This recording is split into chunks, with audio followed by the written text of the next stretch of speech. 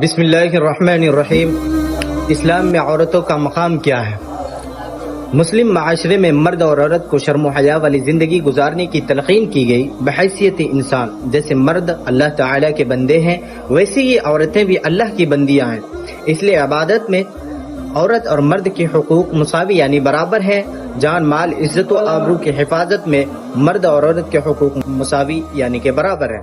لیکن معاشرتی زندگی گزارنے کا وقت آیا تو شریعت نے گھر کے اندر کے سارے کام عورت کو سونپ دیے کہ وہ گھر کے اندر رہ کر اپنے آپ کو مصروف بھی رکھے، بچوں کی اچھی طرح تربیت کرے، شرم و حیا کی حفاظت کرے۔ اور اگر شریعت عورت کو کہتی کہ تم اپنی روزی خود کما کر کھاؤ تو اس سے پھر ناموز کی حفاظت کا مطالبہ بھی نہیں کر سکتے تھے۔ اس لیے وہ گھر کی چہار دیواری کے باہر کا جو بوجھ ہے وہ مرد کے ذمہ لگایا۔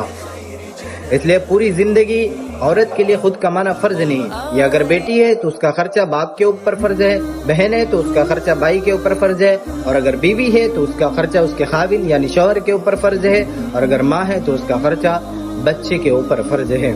یعنی کہ پوری زندگی عورت کو کہیں یہ وقت نہیں آتا کہ وہ باہر نکل کر اپنی روزی کمائے، تو جب شریعت نے اس کو باہر کی دنیا سے بے نیاز کر دیا، اس کی ضرورتیں گھر بٹائے پوری ہو رہی ہے اور وہ اپنے محل میں ملکہ یعنی کہ رانی سی زندگی گزار سکتی ہے، تو اب شریعت نے کہا کہ تم اپنی عزت اور ناموس کی حفاظت کرو۔ اور اگر اس عورت کو نوکری کرنے کے لیے، اپنے بزنس کے آرڈر لینے کے لیے غیر محرموں کے پاس جانا پڑتا تو معلوم نہیں غیر محرم لوگ کس کس حیلے اور بہانے سے اس کے جسم کے ساتھ کھیلتے اور اس کو مجبور ہونا پڑتا نوکری حاصل کرنے کے لیے، بزنس حاصل کرنے کے لیے اپنی عزت کو بھی داؤ پر لگانا پڑتا۔ تو شریعت نے اس کی حفاظت اس طرح سے کی کہ مرد کو ذمہ دار بنایا اور اس کے عورت کے سر پر یہ بوجھ ہی نہیں رکھا کہ وہ خود کمائے اور پھر کھائے۔